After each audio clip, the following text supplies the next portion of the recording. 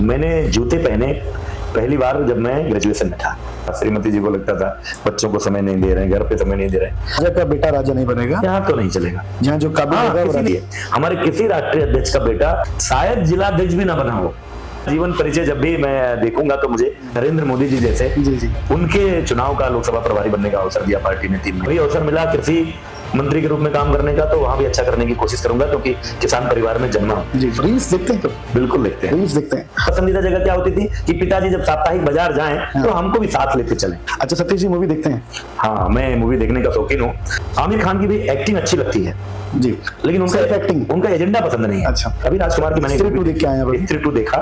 कैसी लगी? कि मैं सरकटा सुना था तो मैं नहीं देखना चाहता था। आप फीमेल एक्ट्रेस कौन है आपकी फेवरेट? अच्छी चाय पीने का मुझे जी शौक है। बीच में डेंगू हुआ तो 5-6 महीने छोड़ दिए थे। जलेबी अच्छी मिल जाए तो उसका भी शौक है।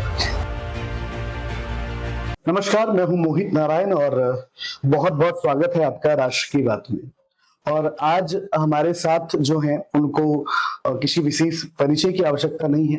उत्तर प्रदेश के पूर्व शिक्षा मंत्री, बेसिक शिक्षा मंत्री और वर्तमान में भाजपा के बहुत बड़े नेता, आप यूं कहें कि भारतीय राजनीति के एक हीरे हैं, श्री सतीश द्विवेदी जी हमारे साथ हैं। बहुत बहुत स्वागत है सर आपका हमारे इस कार्यक्रम में। धन्यवाद। और ये जो कार्यक्रम है, हालांकि इसके नाम से ही आपको लगा होगा राष्ट्र की बात है, तो हम जाहिर सी बात है राष्ट्र की ही बात करेंगे। तो राष्ट्र की बात करने से पहले थोड़ा सा मैं व्यक्तिगत कुछ बातें पूछने की इजाजत चाहूंगा कि आपसे मैं पूछ सकूं। जैसे कि हमें मालूम है आप एबीवीपी मतलब विद्यार्थी परिषद से आते हैं, तो कैसे आपने मतलब कॉलेज जीवन में ही सोच लिया था कि राजनीति करनी है? नहीं, हाई स्कूल की पढ़ाई तो यहीं हुई, सिद्धार्थनगर जनपद बन चुका था तब। और इंटरमीडिएट की पढ़ाई के लिए बस्ती गए। राजकीय इंटर कॉलेज में इंटरमीडिएट की पढ़ाई के दौरान ही अखिल भारतीय विद्यार्थी परिषद के 1-2 सक्रिय कार्यकर्ता, मुझे नाम भी याद है, एक अरुण श्रीवास्तव हुआ करते थे, लोग उनको चश्मा लगाते थे, वो गांधी जी की तरह। अच्छा। गोल तो उनको गांधी कहते थे लोग। और एक घनश्याम सिंह थे। तो ये दोनों लोग डायरी लेकर एबीवीपी की अक्सर घुमा करते थे। फिर इंटर पास करते करते निकले एपीएनपीजी कॉलेज में ग्रेजुएशन करने गए, तो ये दोनों फिर वहां मिले। और उस समय अभी जो सांसद हैं बस्ती में, हरीश द्विवेदी जी, जो पूर्व सांसद है 2 बार बस्ती के, वो विद्यार्थी परिषद के जिला प्रमुख हुआ करते थे। और ये सब टीम थी, ये सारे लोग थे, कई और भी नाम थे। तो विद्यार्थी परिषद के मैं वहां पढ़ाई कर रहा था, बीए प्रथम वर्ष का छात्र था। और विद्यार्थी परिषद के कई कार्यक्रम होते रहते थे। एक इवन बड़ा पॉपुलर प्रोग्राम हुआ करता था प्रतिभा सम्मान समारोह जी। तो जो भी हाई स्कूल इंटर के मेरिटोरियस छात्र होते थे उनको वो लोग सम्मानित करते थे। तो मैं उस प्रोग्राम में भी गया, मुझे भी फील्ड मिला। फिर स्वामी विवेकानंद की जयंती 12 जनवरी को होती थी। 12 जनवरी से लेकर 1 सप्ताह तक युवा सप्ताह का कार्यक्रम चलता था। विभिन्न प्रतियोगिता, सामान्य ज्ञान प्रतियोगिता, कहानी लेखन, पोस्टर प्रतियोगिता, ये सब चलता था। उन्हीं कार्यक्रमों में शामिल हुआ और धीरे धीरे लगा ये तो बड़ा अच्छा संगठन है, महापुरुषों की जयंती मनाना और पढ़ाई लिखाई अच्छी कैसे हो, कैंपस की व्यवस्था कैसे हो। तो उसी सब में धीरे धीरे ये वर्ष रहा होगा 94 का, 1994 में अखिल भारतीय विद्यार्थी परिषद के संपर्क में आ गए बस्ती में। तब ये नहीं जानते थे कि ये कोई राजनीतिक संगठन है, और लगता था कि छात्रों का एक संगठन है, अच्छा काम करता है, जो कॉलेज के लिए छात्रों की पर्सनालिटी के डेवलपमेंट के लिए कंपटीशन कराता है। कभी कभी बच्चों को पीने की पानी की सुविधा होनी चाहिए, बेंच की टूटा है तो ठीक होना चाहिए, प्लेग्राउंड अच्छा होना चाहिए। इन मुद्दों को लेकर ये लोग बात करते थे तो लगता था अच्छा है, ये तो छात्रों के हितों वाला संगठन है। काफी दिन बाद जब बहुत उस संगठन में कई साल काम करने के बाद ये समझ में आया ये राष्ट्रीय स्वयंसेवक संघ के विचारधारा को लेकर काम करने वाला संगठन है। और जब समन्वय बैठकें होने लगी संघ विचार परिवार की, जिसमें विभिन्न संगठनों के लोग आते थे, विद्यार्थी परिषद के कार्यकर्ता के नाते हम भी जाते थे, वहां बीजेपी के लोग भी आते थे, विश्व हिंदू परिषद के लोग भी आते थे। तो विचार परिवार का, चूंकि सब एक समान विचारधारा को लेकर काम करते हैं लोग, तो कभी कभी सबका आपस में बैठना होता है। तो वहां से धीरे धीरे इस धारा में बढ़ गए। फिर मैं पीजी करने गया गोरखपुर, दीनदयाल उपाध्याय विश्वविद्यालय। आपने ग्रेजुएशन गोरखपुर से की हुई है? नहीं, ग्रेजुएशन बस्ती से की, इंटरमीडिएट और पोस्ट ग्रेजुएट आपने? पीजी करने गोरखपुर गया। तो फिर वहां और संगठन में और लोगों से, प्रांतीय स्तर का चूंकि मुख्यालय था वहां संघ का, विद्यार्थी परिषद का सबका प्रांत कार्यालय था, तो वहां से संपर्क में आता गया। फिर 2007 में लगभग 13 साल विद्यार्थी परिषद में काम करने के बाद 2007 में भाजपा में आया। अच्छा, भाजपा 2007 में आपने ज्वाइन की। तो जब शुरू में जब कॉलेज लाइफ थी या फिर जब आप विद्यार्थी परिषद के लिए काम करते, तब कभी सोचा था कि एक दिन इसी प्रदेश के किसी मंत्री पद पे मैं आसीन होऊंगा? कभी कभी ये भी कल्पना में नहीं था कि कोई चुनाव लड़ना है। हम जिस परिवार से आते हैं, हमारे पिताजी बिल्कुल साधारण किसान थे, प्राइमरी एजुकेटेड थे। हमारे परिवार में जब मैं विधायक बना तो मेरे परिवार में कोई ग्राम सभा का सदस्य भी नहीं था, ना किसी की कोई चुनाव लड़ने की इच्छा थी, कोई ऐसी प्लानिंग नहीं थी। ये अचानक ही 2014 का लोकसभा चुनाव हुआ। उस चुनाव में हम लोगों ने देखा कई प्रोफेशनल लोग, engineer, doctor, CA, Modi ji का जो उदय हुआ भारतीय राजनीति में, और मोदी जी ने जो डेवलपमेंटल पॉलिटिक्स की बात शुरू की, मोदी जी ने जो आह्वान किया कि अच्छे लोग राजनीति में नहीं आ रहे हैं, इसलिए खराब लोगों का राजनीति में दबदबा है। जो एक दौर था इस देश में, विशेषकर उत्तर प्रदेश में, जी माफिया, ठेकेदार, आपराधिक प्रवृत्ति के लोग, यही ज्यादातर विधानसभा लोकसभा का चुनाव लड़ते थे। तो मैं मोदी जी के हम लोग जुड़ ही चुके थे पार्टी से, स्वाभाविक है, लेकिन वो बात अपील की और लगा कि तमाम सारे प्रोफेसर, डॉक्टर, इंजीनियर, ये सब लोग चुनकर आए हैं, तो हम लोग भी आ सकते हैं। एक कॉन्फिडेंस हुआ। तो ये इंस्पिरेशन मोदी जी। और हमारा क्षेत्र बहुत पिछड़ा हुआ था। अच्छा। मेरी जो विधानसभा थी, तो जब मैं उसमें बात करता था, गांव आता था, बात करता था कि भाई सड़क अच्छी नहीं है, ये नहीं है, तो कुछ लोग कहते थे अरे समीक्षा करना बहुत आसान है, खुद करना पड़े तो पता चलता है। मुश्किल है। तो इसी को एक यही चुनौती मन में आई कि ठीक है, खुद करके दिखाएंगे। अच्छा। और लग गए, पार्टी ने अवसर दिया। पहली बार पार्टी से टिकट मांगी। अच्छा। टिकट मिला, पहली बार चुनाव लड़े, तत्कालीन विधानसभा अध्यक्ष के सामने चुनाव लड़े, चुनाव जीते। 2-2.5 साल के बाद विस्तार में मंत्रिमंडल के मंत्री बनने का भी अवसर मिला।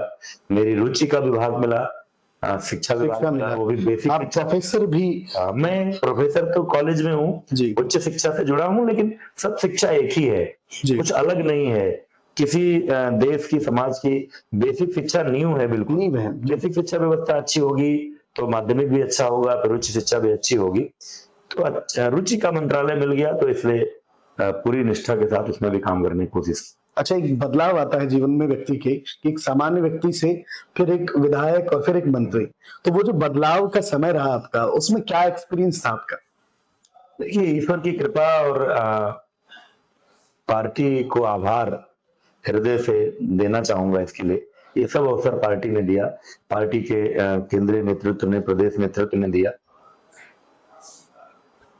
अखिल भारतीय विद्यार्थी परिषद में सब कुछ सीखा। तो मैं आज भी कहता हूं कि राजनीतिक सामाजिक जीवन में जो कुछ भी हूँ, विद्यार्थी परिषद और राष्ट्रीय स्वयंसेवक संघ के कारण हूँ। वहीं से एक तरह से वैचारिक दिशा भी मिली और काम करने का प्रशिक्षण भी मिला। जो बदलाव की बात है, मैं कई बात लोगों को लग सकता है कि भाई आदमी बनावटी में भी कह सकता है, लेकिन हमको, जब मैं कॉलेज में प्रोफेसर था, फिर विधायक हुआ, फिर मंत्री हुआ, कभी मुझे एहसास नहीं होता है जीवन में कुछ होने पर मैं कुछ हो गया हूँ, कुछ अलग हो गया हूँ, ये एहसास नहीं होता है। हाँ, जब कॉलेज में था तो आप जहाँ मेरी पोस्टिंग पहले थी, अब तो मैं ट्रांसफर लेकर अपने जिले में आ गया, कुशीनगर में था, मैं विधायक बना और ट्रांसफर के लिए जब मैं प्रबंधक महोदय को मैंने एप्लीकेशन दी तो वो बहुत गंभीर हो गए।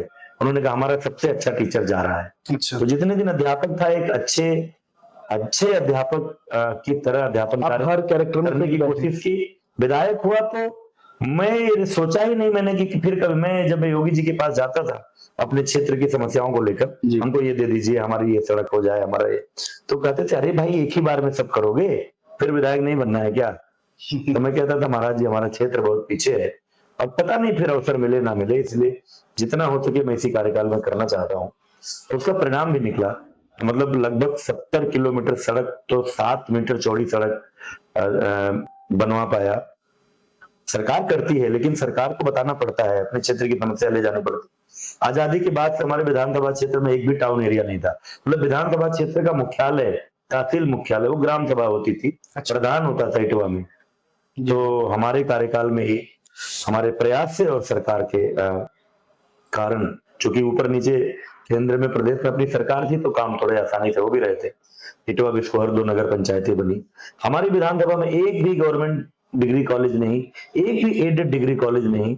तो अब तो नया एड वाला कॉलेज आता नहीं, तो हम प्रयास करके गवर्नमेंट डिग्री कॉलेज बिस्कोहर में बना, लगभग कंप्लीट हो गया है।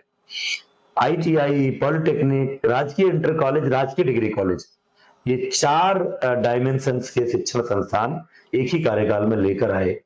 स्टेडियम के लिए जमीन दी, पैसा नहीं आ पाया, नहीं बन पाया।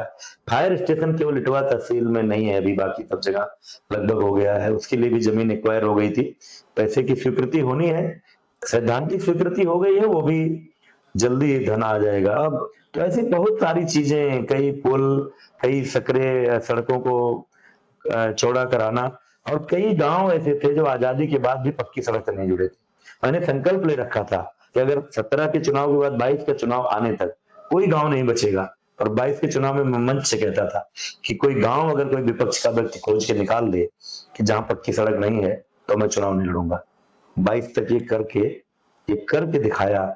और तब लगा कि जो चुनौती होती थी, लोग कहते थे कि भाई सड़क करो तो जाने, हाँ सड़क पर वो एक संतोष है मन में कि जो समस्याएं अनुभव होती थी, चाहे किसी नदी पर पुल बनाने की बात रही हो, चाहे बाढ़ से बचाव के लिए हमारे प्रस्ताव पर हमारी मोदी योगी सरकार ने मिल करके 5 साल में कम से कम 150 करोड़ रुपए का प्रोजेक्ट लेकर आए। आज तमाम सारी जगहों पर कटान नहीं होता है। तो एक संतोष है मन में। कोई अनुभव नहीं था, कोई पॉलिटिकल बैकग्राउंड नहीं था, लेकिन एक कार्यकर्ता की तरह काम करने की जिज्ञासा थी। और हमारे मुख्यमंत्री हों, चाहे हमारे विभिन्न विभागों के मंत्री रहे हों, सबने, उस समय PWD मिनिस्टर केशव जी थे, जब भी मैं कोई क्षेत्र के लिए प्रस्ताव लेकर गया, मैं निराश होकर नहीं लौटा। अच्छा, आप शिक्षा मंत्री रहे हैं, तो उस वे में बात करूं कि शिक्षा मंत्री रहते हुए और अभी मौजूदा समय पे आपको क्या लगता है कि शिक्षा का स्तर जो चल रहा है देश में, पूरे देश में, सिर्फ प्रदेश की बात नहीं कर रहा मैं, उसमें क्या बदलाव होने चाहिए अभी भी, या कुछ कमी है? देखिए, जहां तक उत्तर प्रदेश की बात है, वास्तव में बीजेपी की सरकार 2017 में आने से पहले ध्यान नहीं दिया था किसी ने। बेसिक शिक्षा तो आप समझिए समाप्त होने की, स्कूलों की हालत तो अभी भी जर्जर है बहुत जगह। आप कल्पना करो ना, उत्तर प्रदेश में लगभग 1,58,000 स्कूल में जब मंत्री था उस समय थे। कुछ स्कूलों को हमने कंपोजिट बनाया है, प्राइमरी और अपर प्राइमरी अगर एक ही कैंपस में है तो उनको मिलाकर के कंपोजिट स्कूल बनाया। तो आज भी 1,36,000 के लगभग स्कूल कैंपस हैं, केवल कक्षा 1 से कक्षा 8 तक की पढ़ाई वाले। इसमें हाई स्कूल, इंटरमीडिएट और फिर आगे के संस्थान शामिल नहीं है।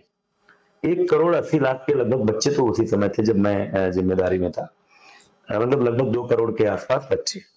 लेकिन जो हालत हो गई थी, पिछली सपा बसपा की सरकारों ने इतना उपेक्षित किया था बेसिक शिक्षा को, स्कूलों के भवन जर्जर हो गए थे, शिक्षक नहीं थे, स्कूलों में ताले, स्कूलों में ताले, जो नहीं, एक तो शिक्षक थे नहीं, जो थे भी वो आते नहीं थे। कई स्कूलों में ताले बंद थे, कई स्कूल केवल शिक्षा मित्र और अनुदेशक के भरोसे थे। लेकिन 2017 में केंद्र में मोदी सरकार आई तो उन्होंने शुरू किया, लेकिन बेसिक शिक्षा समवर्ती सूची में एक तरह से राज्य का विषय है, पैसा देती है केंद्र सरकार, पूरा राज्य का विषय है। तो 17 में योगी सरकार ने जोर दिया, ऑपरेशन मिशन कायाकल्प लेकर आए। उसके बाद स्कूलों की बिल्डिंग अगर एकदम जर्जर है तोड़कर नया बनाना, मरम्मत करना। पहली बार उत्तर प्रदेश में सरकारी स्कूलों में टाइल्स देखी, पहली बार। कुछ वो सड़क के मॉडिफिकेशन हुए हैं बाद में, हर स्कूल में जो दिव्यांग बच्चे हैं उनके लिए रैंप की व्यवस्था। लड़कियों की समस्या होती थी, वो स्कूल इसलिए नहीं आती थी कि वो टॉयलेट कहाँ जाएंगी, वॉशरूम ठीक नहीं होता, टॉयलेट की व्यवस्था, बाउंड्री, बिना बाउंड्री के स्कूल आप यूपी में देखते थे, वो लगता ही नहीं था खलिहान में स्कूल है कि स्कूल में खलिहान है। सबको बाउंड्री, हर स्कूल को बिजली, पंखा, अब तो furniture, smart television, smart class, ऐसी बहुत सारी चीजें। और मैं स्वयं जब तक था, मैं केवल 17 से 22 के कार्यकाल की बात कर रहा हूँ, 1,21,000 स्थायी शिक्षकों की भर्ती योगी सरकार ने केवल 17 से 22 में केवल बेसिक शिक्षा में की। और उसका परिणाम यह था कि आज उत्तर प्रदेश का कोई भी स्कूल शिक्षक विहीन नहीं है, कोई भी स्कूल शिक्षा मित्र और अनुदेशक के भरोसे नहीं चल रहा है। बहुत परिवर्तन आया है देश में। उसी कोरोना काल में जब पूरी दुनिया जान बचाने में लगी थी, तो हमारे यशस्वी प्रधानमंत्री मोदी जी उस बीच भी जान भी चाहिए, जहान भी चाहिए, मतलब भारत की शानदार नई शिक्षा नीति 2020 में कोरोना काल में आई। उसके पहले 2-3 साल से, वो पहले 14 में सरकार बनी है, तभी डिजिटल मोड तभी तो इस पर काम हो रहा था। हमारे मशहूर इसरो के पूर्व डायरेक्टर, मशहूर अंतरिक्ष विज्ञानी के कस्तूरी रंगन की अध्यक्षता में माननीय प्रधानमंत्री जी ने कमेटी बनाई थी, और उस कमेटी ने लाखों शिक्षकों, छात्रों, प्रबंधकों, संस्थाओं, उद्योगपतियों सबसे बात करके, किसानों करके एक नई शिक्षा नीति 2020 आई। शानदार शिक्षा नीति है। दुनिया के कई देश इस शिक्षा नीति की अब नकल कर रहे हैं, जो भारतीय परंपरा, संस्कृति और इतिहास का ज्ञान भी दे रही है, आधुनिक विज्ञान का ज्ञान भी दे रही है, और रोजगार को भी बढ़ावा दे रही है, स्किल डेवलपमेंट पर भी। और कई जगह आर्ट्स की, साइंस की जो बाउंड्री होती थी ना, कि आर्ट्स वाला फिजिक्स नहीं पढ़ेगा, साइंस वाला फिलॉसफी नहीं पढ़ेगा, उस बाउंड्री को नई शिक्षा नीति ने तोड़ा है, और उसका अच्छा परिणाम हम लोगों को मिल रहा है। अच्छा, थोड़ा सा प्रश्न लाता हूं मैं आपको, कि जब बात आती है कि आप एक मंत्री पद पर बैठे हुए हैं, आप एक विधायक के तौर पर सेवा करते हैं, समय की बड़ी एक आज के समय में एक आम आदमी के पास भी समय नहीं होता, तो इतने बिजी लाइफ में परिवार को कैसे समय दिया जाता है? देखिए, हमारी जो पार्टी है ना, ये तो और ज्यादा बिजी बनाकर रखती है जी। भाजपा के सांसद हों, विधायक हों, या नगर पंचायत से लेकर किसी पद पर जो जनप्रतिनिधि हैं, पार्टी ही नहीं बैठने देती है। कोई थोड़ा सा लेजी हो, थोड़ा सा आलसी हो, पार्टी इतना प्रोग्राम देती है। बीजेपी विपक्ष में थी तो भी हमेशा जनता के बीच थी, जनता की समस्याओं को लेकर लड़ती थी, चाहे महंगाई रही हो, बेरोजगारी रही हो, सड़कें रही हो, बिजली रही हो, उनकी बातों को लेकर। आज बीजेपी ज्यादातर प्रदेशों में सरकार में है, केंद्र में पिछले 10 साल से सरकार में, तो बीजेपी फील्ड में दिखाई देती है। कभी तिरंगा यात्रा को लेकर राष्ट्रभक्ति के भाव के बहान, लेकिन वो एक पंथ दो काज होता है। अभी संकल्प एक तरफ लोगों के मन में तिरंगा यात्रा हो, मेरी माटी मेरा देश अभियान हो, तो एक तरफ तो वो भाव जगाना लोगों के मन में, देशभक्ति का, राष्ट्रभक्ति का, जिन लोग शहीद हो गए उनके प्रति सम्मान का। लेकिन दूसरा एजेंडा उसमें छिपा हुआ है कि इसी बहाने आप गांव में जाएंगे, जी बिल्कुल, आप जनता के बीच जाएंगे, जुड़ेंगे लोगों से। जब विधायक सांसद गांव में चलेंगे तो कौन सी सड़क खराब है देखेंगे, कहाँ का स्कूल अच्छा नहीं है देखेंगे, कहाँ बिजली की, जनता अपने आप जब अपने जनप्रतिनिधि को गांव में पाएगी तो अपनी समस्याएं बताएगी, और बताएगी तो उसका समाधान होगा। तो लगातार, अभी मोदी जी का जन्मदिन आज है, संयोग से मैं आपके माध्यम से पूरे देश को अपने यशस्वी प्रधानमंत्री नरेंद्र मोदी जी के जन्मदिन की शुभकामना भी देना चाहता हूं। अभी तक के प्रधानमंत्री अपने जन्मदिन को अपना जन्मदिन मनाते थे, पूरी उनकी पार्टी उनका जन्मदिन मनाती थी। मोदी जी ने कभी भी अपना जन्मदिन मनाया नहीं। उनके जन्मदिन को पार्टी नेतृत्व ने स्वयं पहले सेवा सप्ताह होता था, सेवा दिवस हुआ, फिर सेवा सप्ताह हुआ, अब तो 15 दिन का सेवा पखवाड़ा। आज ही हम सब ने अपने अपने गांव, अपने अपने बूथ के आसपास मंदिर, अस्पताल, स्कूल, महापुरुषों की मूर्तियों की सफाई की। दिन में अभी भारतीय जनता युवा मोर्चा के नेतृत्व में रक्तदान का कार्यक्रम चला। पूरे देश में आज इतना ब्लड डोनेशन होगा कि कई महीने देश में दुर्घटना होने पर या जरूरत पड़ने पर रक्त की कमी नहीं खलेगी। ऐसे तमाम तरह के कार्यक्रम चलेंगे।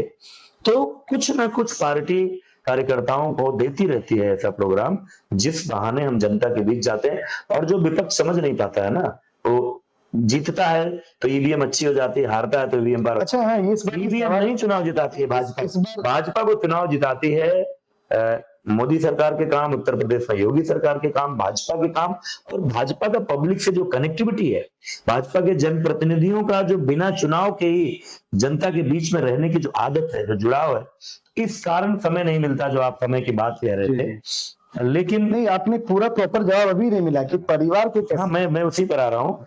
तो वास्तव में समय नहीं मिल पाता है परिवार के लिए, तो इसकी शिकायत नहीं रहती। लेकिन इसी में से जब लगता है, शिकायत होती थी पहले। अच्छा, शुरू में परिवार को लगता था, श्रीमती जी को लगता था बच्चों को समय नहीं दे रहे हैं, घर पे समय नहीं दे रहे हैं। लेकिन परिवार भी जब देखता है ना कि आप कुछ अच्छा कर रहे हैं, आपके काम से।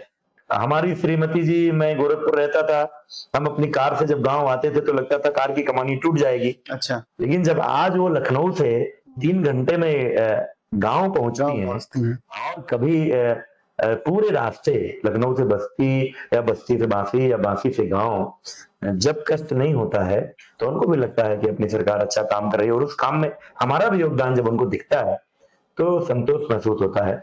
बच्चे भी कभी कभी जब फेसबुक की पोस्ट देखते हैं किसी अब तो सोशल मीडिया का असहाय आदमी की पता चलता है कि कौन कहाँ असहाय पर है। आदमी की सहायता करते हुए, कोई डेवलपमेंट वर्क करते हुए, तो परिवार को भी अच्छा लगता है। वो सेहत के भागीदार तो वो भी होते हैं ना, उनको भी कहीं कहने में अच्छा होता है कि भाई हमारे पापा विधायक हैं, मंत्री हैं, उन्होंने ये काम किया। हमारी बिटिया छोटी सी है, तो स्कूल में कोई डिस्कशन किसी दिन हो रहा था, किसी ने पूछा कि तुम्हारे पापा क्या करते हैं, तब मैं मिनिस्टर था, तो जब क्या करते हैं तो उन्होंने कहा कि लोगों की हेल्प करते हैं, अच्छा। सड़क बनवाते हैं।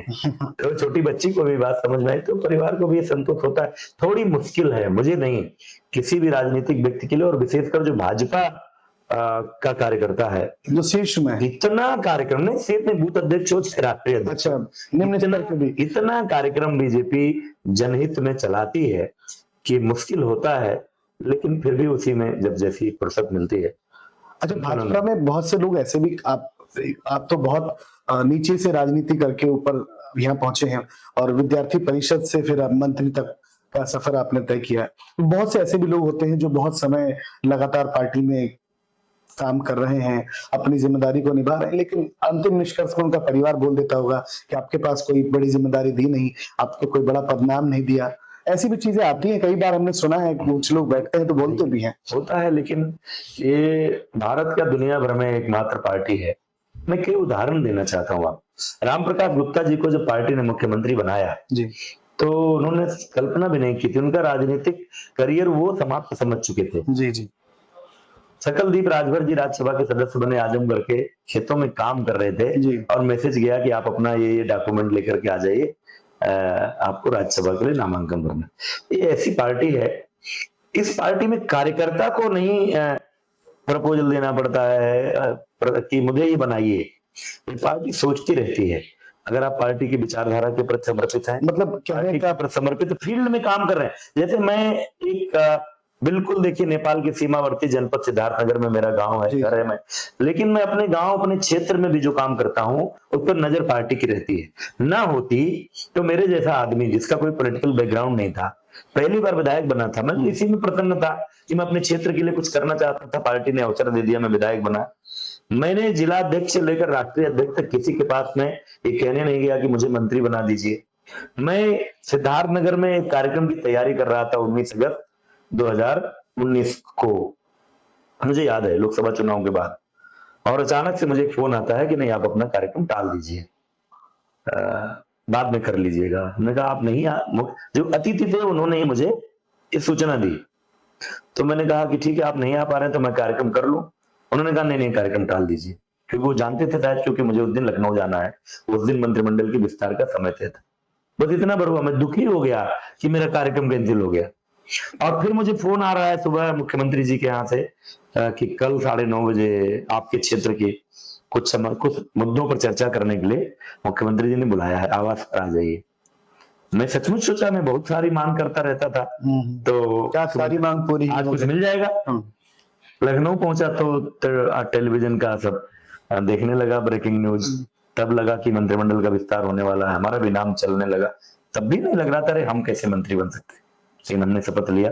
तो ये ऐसी पार्टी है कि अगर आप ईमानदारी से यहाँ काम करते हो और आप कहीं मत जाइए, किसी की सिफारिश की जरूरत नहीं है, किसी गणेश परिक्रमा की जरूरत नहीं है, किसी राजनीतिक परिवार के बैकग्राउंड की आवश्यकता नहीं। मतलब मोदी जी का क्या पॉलिटिकल बैकग्राउंड, फिल्मी स्टाइल में कि राजा का बेटा राजा नहीं बनेगा, यहाँ तो नहीं चलेगा। जहाँ जो किसी नेता का बेटा भी काम करते करते कार्यकर्ता अच्छा हो गया तो भी ये पार्टी इतना संकोच करती है कि जब तक पिता किसी पद पर है तब तक बेटे लिए बड़ा मुश्किल है। हाँ। और राष्ट्रीय अध्यक्ष कोई, आज हमारे किसी भी राष्ट्रीय अध्यक्ष का बेटा प्रदेश अध्यक्ष भी नहीं बना। राष्ट्रीय अध्यक्ष की बात छोड़ दीजिए, हमारे किसी राष्ट्रीय अध्यक्ष का बेटा आप उठाकर देख लीजिए। हम जनसंघ की बात नहीं कर रहे, हम भाजपा जब से बनी, अटल जी, आडवाणी जी, मुरली मनोहर जोशी जी, कुशाभाऊ ठाकरे जी, बंगारू लक्ष्मण जी से लेकर के और जितनी इधर दिख रहा है नड्डा जी, किसी भी राष्ट्रीय अध्यक्ष का बेटा शायद जिला अध्यक्ष भी ना बना हो। प्रदेश अध्यक्ष का बेटा तो प्रदेश अध्यक्ष इसलिए जिला अध्यक्ष हो जाए, संभव नहीं है। किसी का पिता सांसद विधायक है इसलिए वो उसका बेटा भी हो जाएगा, संभव नहीं है। हाँ, कार्यकर्ता है, काम कर रहा है, तो जब उनके पिता सक्रिय नहीं रह जाएंगे तो बेटा भी आगे बढ़ेगा, लेकिन वो कोई मार्किंग नहीं है कि इनके पिता राष्ट्रीय अध्यक्ष थे इसलिए इनको प्रदेश अध्यक्ष बना दो। और भारत में नहीं, दुनिया में अकेली, अमेरिका में कितने राष्ट्रपतियों को आपने जूनियर बुश आपने देखे, second third fourth. Donald Trump जाएंगे तो उनकी बेटी इवांका ट्रम्प आ जाएगी, क्लिंटन जाएंगे बिल क्लिंटन तो उनकी पत्नी हिलेरी क्लिंटन आ जाएगी। ये जो दुनिया का सबसे मैच्योर डेमोक्रेसी जो अपने आप को कहता है, जी वहां ये हालत है, इंग्लैंड में ये हालत है। लेकिन भारत विशेषकर भारतीय जनता पार्टी ने इस मॉडल को डेवलप किया है। तो अभी भविष्य का क्या प्लान है? भविष्य के बारे में हम बहुत सोचते नहीं व्यक्तिगत रूप से। चुनाव विधायक थे, मंत्री थे, तब भी क्षेत्र की सेवा कर रहे थे। पार्टी जब जो अभियान होता है, कार्यक्रम होता है, संगठन जो आदेश देता है उस जिम्मेदारी को निभाते हैं। आज भी वही कर रहे हैं, अपने क्षेत्र में लगे हैं, पार्टी के कार्यक्रम में लगे रहते हैं। पार्टी कभी कर्नाटक में एक विधानसभा का प्रभारी बनाकर भेज देती है तो 1.5 महीना वहां रहते हैं। सौभाग्य मिला मुझे, मेरे बनारस में नरेंद्र मोदी बायोडाटा, भाई एक तरह से जीवन में अभी तो आपका पद, मेरा जीवन परिचय जब भी मैं देखूंगा तो मुझे गर्व होगा इस बात का कि भाई भारत के यशस्वी प्रधानमंत्री, वो भी नरेंद्र मोदी जी जैसे जी दुर्लभ, जिनको मैं कहता हूँ ऐसा प्रधानमंत्री पता नहीं कभी फिर जी दुर्लभ ही है वो, उनके चुनाव का लोकसभा प्रभारी बनने का अवसर दिया पार्टी ने। 3 महीना वहां रहा, तो इस तरह के झांसी नगर निगम के चुनाव का प्रभारी रहा। इन जिम्मेदारियों को भी निभाता रहता हूँ। अभी सदस्यता अभियान चल रहा है तो गाँव घूमकर सदस्यता के लिए लगा हूँ। फिर 2027 का विधानसभा चुनाव आएगा, फिर पार्टी अवसर देगी, चुनाव लड़ूंगा, फिर अपने क्षेत्र के विकास के लिए काम करूंगा। शिक्षा का मॉडल दोबारा से बदलना चाहेंगे आगे बढ़ के, या फिर कुछ और? ये तो देखा, पार्टी नेतृत्व, मुख्यमंत्री अपने भी स्वयं के कयास होते हैं ना, इनका नहीं, ये तो प्रोरोगेटिव होता है। किसी मुख्यमंत्री को, किसी विधायक को मंत्री बनाते हैं तो पार्टी बनाती है तो कौन सा विभाग मिलेगा। हमारा कोई इस तरह का रिजर्वेशन नहीं है। मुझे कभी अवसर मिला कृषि मंत्री के रूप में काम करने का तो वहां भी अच्छा करने की कोशिश करूंगा, क्योंकि किसान परिवार में जन्मा हूं। जी जो भी कोई स्वास्थ्य है, हर विभाग तो जनता के कल्याण के लिए है, चाहे वो स्वास्थ्य हो, चाहे वो सड़क का हो, चाहे बिजली का हो। तो इसलिए जब भी कहीं अवसर मिलेगा उसी क्षेत्र में जो जमीन पर रहकर जिन कठिनाइयों को अनुभव करता हूं, हमारे पास जो लोग आते हैं अपनी समस्याओं को लेकर, तो ये मन में आता है कि जिस दिन हमको निर्णय लेना रहेगा तो हम इन समस्याओं का समाधान करेंगे। ये बात जरूर मन में। चलिए, राष्ट्र की बात तो हो गई। थोड़ा सा मैं पॉडकास्ट के कुछ अलग भी, आजकल आप पॉडकास्ट देखते हैं, ऑनलाइन देखते होंगे, तो उसमें कुछ ऐसे सवाल भी पूछे जाते हैं जिससे कभी कभी जनता खुश होती है, मुस्कुराती है। तो मैं आपसे पूछ रहा हूँ, आप रील्स देखते हैं कभी? बिल्कुल देखते हैं, रील्स देखते हैं। तो अभी जब ये अयोध्या वाला जो चला था, इस पे बहुत सारे मीम्स बन गए थे, तो उन पे कोई प्रतिक्रिया आपकी? नहीं, ये तात्कालिक होता। देखिए, अयोध्या को लेकर के उत्साह बहुत था देश की जनता में, पूरी दुनिया में था। अयोध्या में केवल एक मंदिर नहीं बना है जी, डेवलपमेंट भी तो बहुत है। नहीं, हम उससे भी अलग दूसरी बात कहना चाह रहे हैं। अयोध्या में केवल एक मंदिर नहीं बना है, अयोध्या में पूरी भारतीय इतिहास, भारतीय संस्कृति और पूरी भारतीय मनीषा की पुनर्प्रतिष्ठा हुई है। राम के बिना भारत की कल्पना नहीं की जा सकती। राम एक संस्था है, राम एक परंपरा है, राम एक संस्कृति है। जब हम राम का नाम लेते हैं तो समाज में, परिवार में पिता का महत्व पता चलता है। जब हम राम का नाम लेते हैं तो माँ क्या होती है ये पता चलता है। एक जिसको सौतेली माँ कहते हैं लोग, उस सौतेली माँ के कहने पर अयोध्या जैसा राज छोड़ करके वन में चले जाना, तो ये पुत्रों के लिए एक आदर्श है कि माँ की बात को कितना मानना चाहिए। जब राम की बात आती है तो राम के भाइयों का भी ध्यान में आता है, जो सामाजिक आज कितने भाई संपत्ति के झगड़े में एक दूसरे की जान ले रहे हैं जी। तो अगर राम का, रामायण का वो आदर्श हमारे सामने हो तो हम कितना बच सकते हैं। राम ऐसे नहीं मर्यादा पुरुषोत्तम हो गए, तो राम का जीवन पूरा बचपन से लेकर के और अंत तक जब तक सामने है, वो हमारा हर क्षण मार्गदर्शन करता है। तो अयोध्या उन सब चीजों का प्रतीक था। बहुसंख्यक जनता सनातन धर्मी है, हिंदू है, उनके आराध्य देव का ही मंदिर नहीं बन पा रहा था, 500 550 सालों से। तो वो करके मोदी जी ने, योगी जी ने वो केवल एक मंदिर नहीं बनाया, भारतीयों के पद्दलित और दबे हुए स्वाभिमान को जगाया। तो उस कारण अयोध्या में जब ये बात आई तमाम, लेकिन मैं कई बार कहता हूं कि इन चीजों को राजनीति से नहीं जोड़ना चाहिए। चुनाव एक अलग बात है, और वो एक अलग बात है, अयोध्या का चुनाव भाजपा के हारने से भी अयोध्या का महत्व कम नहीं हुआ है। अयोध्या आ रहे हैं, सीधे अयोध्या लैंड कर रहे हैं। आज वहाँ इंटरनेशनल एयरपोर्ट है, वहाँ विश्व स्तरीय सड़कें हैं, वहाँ उच्च स्तरीय अस्पताल है, वहाँ शिक्षा के तमाम संस्थान आ रहे हैं, अच्छा अर्बनाइजेशन हो रहा है, तमाम सारे कॉलोनी बन रही हैं, ये सब चीजें डेवलप हो रही हैं, तो वो चलता है, क्षणिक होता है। अच्छा, चलिए थोड़ा सा इसको अभी स्टॉप करते हैं। अब मैं आपके, क्योंकि विकिपीडिया पे हमारे बारे में जो भी सेलिब्रिटीज होते हैं, जो हमारे चहेते नेता होते हैं, उनके बारे में कुछ बेसिक जानकारी होती है जो हमें पता चल जाता है, लेकिन कुछ ऐसी जानकारी होती है जो विकिपीडिया नहीं बताती। जैसे आपका कुछ फेवरेट प्लेस क्या है, कहाँ आप जाना पसंद करते हैं कभी, अगर कभी आपको लगे कि असल में हम लोग जिस पृष्ठभूमि से आए जी, सिद्धार्थ नगर, राजनीति से अलग, मैं बाद में बिल्कुल राजनीतिक जवाब नहीं दूंगा। सिद्धार्थ नगर जनपद बस्ती जनपद का बिल्कुल पिछड़ा अंचल, इस कारण अलग जिला बना।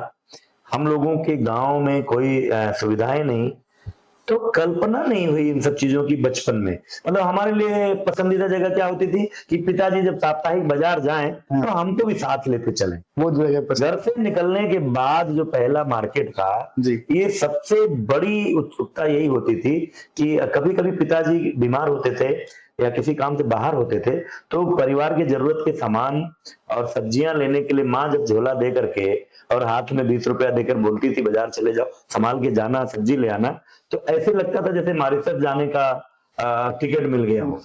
मतलब जो मैं उस समय तो मॉरिशस कल्पना में नहीं था, तो जब कल्पना इतनी थी तो कोई, लेकिन अब एक मुझे लगता है कि पहले अपना देश, मैं जब बेसिक एजुकेशन मिनिस्टर था उत्तर प्रदेश सरकार की ओर से, मैं गया एक शिक्षा मंत्रियों के कॉन्फ्रेंस में, लंदन होकर आया। अच्छा, पहली बार नेपाल के अलावा पहली बार कहीं किसी अन्य विदेश में गया था, लेकिन फिर भी ऐसा लगा नहीं कि मतलब यहाँ जो है वो अपने देश में, सबकी अपनी अपनी सीमाएं हैं, सबकी अपनी अपनी जनसंख्या है, सबकी अपनी अपनी जरूरतें हैं।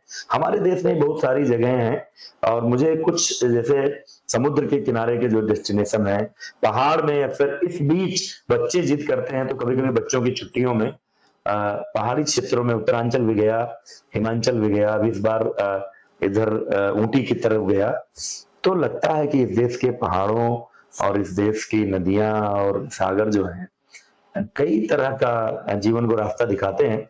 तो मौका मिले अगर, तो धार्मिक पर्यटन से जुड़े हुए स्थान जो है और नदियों पहाड़ों से जुड़े हुए जगहों पर जाने की इच्छा होती है, समय नहीं मिल पाता है। अच्छा, सतीश जी मूवी देखते हैं? हाँ, मैं मूवी देखने का शौकीन हूँ। उस बीच को कम समय मिलता था, विधायक मंत्री रहते, लेकिन फिर भी मैं आपको बताऊं, मैं मंत्री रहते हुए भी महीने में एक पिक्चर वो अपने बच्चों के साथ, अच्छा, देर रात, तब बिल्कुल लास्ट शो देखता था, लास्ट बच्चों को पढ़ता था। और अभी तो जो भी अच्छी मूवी आती देखता हूँ, कोई समझ नहीं पाता कब देखे। फेवरेट एक्टर अब देखता हूँ, परिवार के साथ देखता हूँ, हमारी पत्नी भी शौकीन है, हमारे बच्चे भी शौकीन है, तो इसलिए देख लेते हैं समय निकाल। फेवरेट एक्टर कौन है? फेवरेट एक्टर कहना तो बड़ा मुश्किल है। जब हम लोग छोटे थे भाई, तो अमिताभ और धर्मेंद्र, इन लोगों के सबके दीवाने थे। अमिताभ को मैं पसंद करता हूँ, कारण केवल एक्टिंग नहीं है, वो एक कंप्लीट पर्सनालिटी है। वो आदमी जब भारतीयता, भारतीय परंपरा, भारतीय संस्कृति की बात करता है शुद्ध हिंदी में, तो हमारे देश को एक एम्बेसडर के रूप में नजर आता है। जी जी।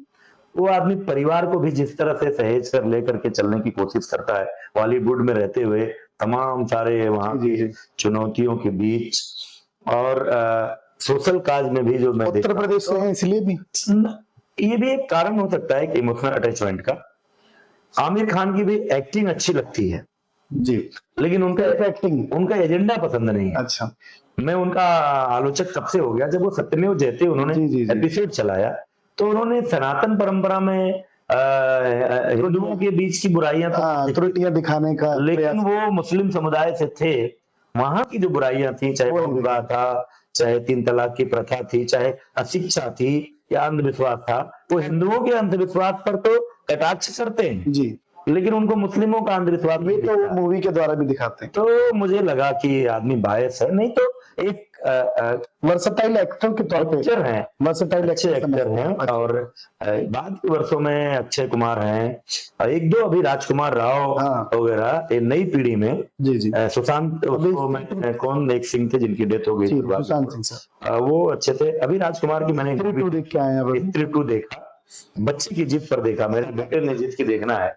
कैसी लगी कि मैं सरकटा सुना था तो मैं नहीं देखना चाहता लेकिन अच्छी एक्टिंग की, अच्छी, अच्छा लगा। उसमें एक दो सहयोगी कलाकारों ने भी अच्छा, अच्छी एक्टिंग की, जैसे पंकज त्रिपाठी जी हो गए। और हाँ, पंकज त्रिपाठी, आज के समय पंकज त्रिपाठी, सौरभ शुक्ला, जी जी और एक मनोज बाजपेयी। जी जी जी, मनोज बाजपेयी की सत्या मैंने देखी थी, बहुत पहले की मतलब बात। क्या फिल्म थी।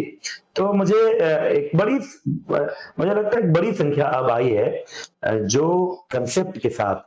अब ज्यादातर एक्टर एनएचडी से, हाँ। तो मतलब जो सीखे हुए लोग हैं, अनुपम खेर हाँ, सदाबहार हैं, सबको वो पसंद, भी एनएचडी से हैं। सबको पसंद है, कोई किसी रोल को जीते हैं। जी जी, तो एक बड़ी संख्या, पर्टिकुलर किसी का दीवाना नहीं हो कि इनकी फिल्म है तो देखनी है। मुझे फिल्म फिल्म के बारे में जब कहीं से जान लेते हैं, अब तो बेटा ही बताता रहता है इसकी रेटिंग इतनी है इसमें। हाँ। जैसे वो एक रिव्यूज आ जाते हैं ना रॉकेट साइन, जो नंबी, ये मिशन मंगल की बात, नहीं, रॉकेटरी, रॉकेटरी, एक वैज्ञानिक थे जो बायोग्राफी, आर माधवन साहब की मूवी, हाँ, और अच्छा लगा।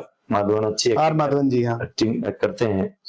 और कंगना रनौत भी रोल को जीती तो है। भारतीय नहीं, राजनीति, भाजपा में आई है, उसके पहले से मैं कह रहा हूँ, एक दो अच्छा। फिल्में मैंने देखी, मरकरिका देखी थी उनकी। फीमेल एक्ट्रेस बीजेपी में में आप कंगना रनौत जी का नाम लेंगे? आज के दौर में अच्छी है। आप फीमेल एक्ट्रेस कौन आपकी फेवरेट?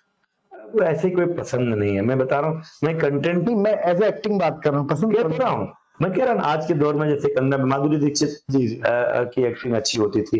राखी, पुरानी फिल्में, हम लोग बचपन में जब हिंदी फीचर फिल्म 5:45 पर आया करती थी, तब हम लोग जो फिल्में देखते थे तो राखी, रेखा, जया बच्चन, ये तो जो दिखता था वही अच्छा लगता था। ऐसी कोई हमारी ऐसी सूची नहीं मैं जिसका फैन हूँ, ऐसा कोई नहीं है। बस फिल्में देखना अच्छा लगता है, थोड़ी अच्छी फिल्में मिल जाती हैं तो आनंद आता है। फिल्मों का कॉन्सेप्ट क्या पसंद है? अभी कॉमेडी, ओटीटी सीरीज चल रही है, कभी कभी जी जी, गाड़ी में जब लंबी यात्रा में होते हैं तो मौका मिल जाता है। पंचायत मैंने देखी, अरे अच्छा बना है, बहुत अच्छी सीरीज, कुछ बनावटीपन नहीं है, कुछ नहीं है, मतलब वो पंचायत भवन वैसा ही है जैसा गांव में होता है। जेन्युइन, तो हमारी योगी सरकार ने उससे अच्छे पंचायत भवन बनवा दिए हैं, कहीं दरवाजा टूटा है, कहीं खिड़की है। हाँ, पिछले दौर की मूवी है, पिछले दौर दिखाया गया है उसमें। पुराना दौर है। अभी आपकी वाली जब अब तो सीजन नहीं। 7 में 8 बनाएंगे तो बीजेपी वाला पंचायत भवन अच्छा बन रहा है, हमारे योगी सरकार जब से आई, स्कूलों के साथ पंचायत भवन का जुटा है, तो जो दिखाता है प्रधान लोगों के काम करने का तरीका, आप सेक्रेटरी उसमें बहुत अच्छा है। जी जी, प्रायः जो हमारा अनुभव है, सचिव साहब, हमारा जो अनुभव है गांव में घूमने का, सचिव साहब लोग ऐसे हैं नहीं जैसा उसमें दिखाया गया क्योंकि है। वो बहुत कर्तव्यनिष्ठ दिखता है। हाँ। गांव के डेवलपमेंट के लिए बहुत ही डेडिकेशन है उसके मन के भीतर, और किसी तरह की बुराई नहीं है। थर्ड पार्ट भी देखिए क्या? हाँ, नहीं, हमने लगभग जितना पार्ट आया है अभी तक देखा है। अच्छा, काश हमारे ग्राम विकास के जो सचिव हैं जी, ऐसे हो। अगर वो सीरीज देख लें और उस सचिव को फॉलो कर लें तो गांव की ज्यादातर समस्याओं का समाधान हो जाए। अच्छा, कुछ कब अभी लखनऊ रहते हैं आप? नहीं, मैं रहता तो यही गांव, अपने गांव में ही रहता हूं। लखनऊ में भी निवास है? परिवार, बच्चे लखनऊ पढ़ रहे हैं इस समय, श्रीमती जी का कॉलेज वहीं पर है, तो हफ्ते में एक दिन। लखनऊ का जो विधानसभा एरिया है वहाँ पे एक मार्केट है बहुत बड़ी, जिसमें मतलब खाने पीने की बहुत सारी चीजें मिलती है। कभी उधर विजिट किया आपने? अच्छा, ये नया डेवलप हुआ जो उसको हजरतगंज की तरफ, ऐसे नहीं, कचौड़ी गली नहीं, कुछ इसी तरह का नाम भी है। कभी गए हैं उधर? मैं भीड़ देखकर नहीं जाता हूँ, निकल जाता हूँ उधर से।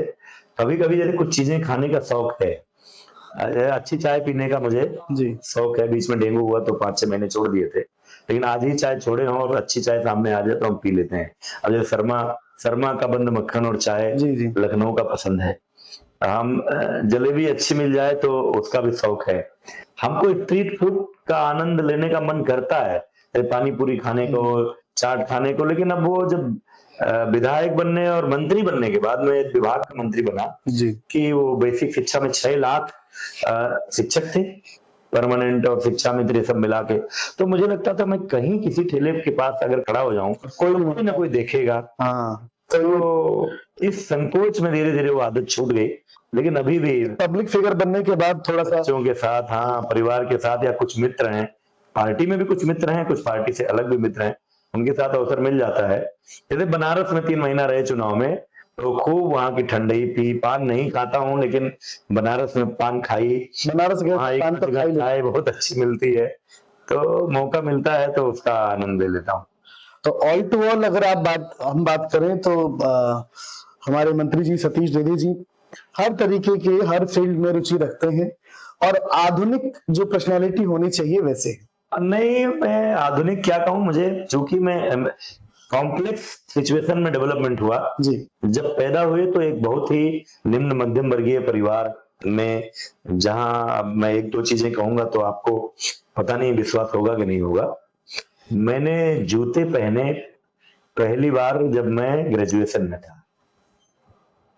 हम लोग चप्पल पहन के स्कूल जाते थे, कोई स्कूल ड्रेस वाला स्कूल ही नहीं था। हम तो जिस स्कूल में पढ़े वहां दीवार ही नहीं थी, कमरे नहीं थे, एक दो पहले तो खंडहर की तरह पिलर बैग भी नहीं होते थे, तो बोरे में वो बस खंडहर की तरह पिलर खड़े थे। ग्रेजुएशन में गया, हमारे पिताजी ने अभी देख लिया होगा कि सब बच्चे जूता उता पहन के आते हैं, तो पहली बार जूते मिले। ग्रेजुएशन में गया तो पहली बार एक ब्लेजर शब्द जो इस्तेमाल करते थे वो नेवी ब्लू और रेड कलर के कोट। हमारे पिताजी एक बार बीमार थे तो इलाज कराने गए, मैं बस्ती पढ़ता था, तो उन्होंने देखा कि बच्चे लाल रंग का कोट पहन के जाते हैं, तो ठंडी में तब 150 165 कितने की मिली थी, तो वो कोट मिली। पूरी पढ़ाई हाई स्कूल इंटर की, नई साइकिल चलाने का कभी अवसर नहीं मिला। पुरानी साइकिल, मुझे आज भी दाम उसका याद है। जब हाई स्कूल में एडमिशन लिए, 2 भाई थे हम दोनों, तो 200 रुपए की एक पुरानी साइकिल आई जिसकी सीट पर कवर नहीं था। अच्छा, वो बैठने पर गड़ता था। अच्छा, मैं चलाता था तो भाई बैठता था पीछे करियर पर, भाई चलाता था तो मैं बैठता था। उस साइकिल से हाई स्कूल की पढ़ाई हुई। इंटरमीडिएट में बस्ती रहने गए तो किराए का कमरा लेकर रहे, स्टोव पतीला जो कुछ भी जरूरत था उन चीजों से। पहली बार मोटरसाइकिल पर अपनी कमाई से ही चला।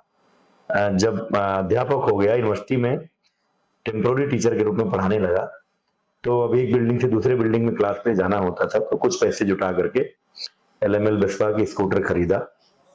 फिर बाद में परमानेंट जॉब में आ गया, कॉलेज में असिस्टेंट प्रोफेसर हो गया। हमारी श्रीमती जी, हमारी शादी हुई वो भी कॉलेज में। अब आज मैं भी प्रोफेसर हूँ, वो भी प्रोफेसर हूँ। तो आज तो ईश्वर ने लगभग जीवन की जो न्यूनतम जरूरतें होती हैं वो पूरा करने का साधन दे दिया। तो इसलिए मैं किसी भी परिस्थिति में रह सकता हूँ।